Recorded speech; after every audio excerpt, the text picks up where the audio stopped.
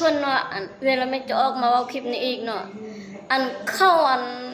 คอมเมนต์เว้าเนาะคอมเมนต์เว้ามันบ่ดีจักหน่อยเนาะแล้วคนเฮ็ดเนาะได้ก็คอมเมนต์ว่าคนบ่เต็มเฮ็ดเฮ็ดพี่บ้าก็ว่าพี่บ้าเฮ็ดอันนั้นก็ว่าอันนั้นโอ้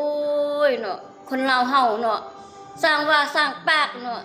คือสร้างว่าสร้างปากไปเป็นรัฐมนตรีพุ่นไปเป็นท่านไกรสอนผู้มีห้านพุ่นเด้อท่านมีเงินมีคำน่ะ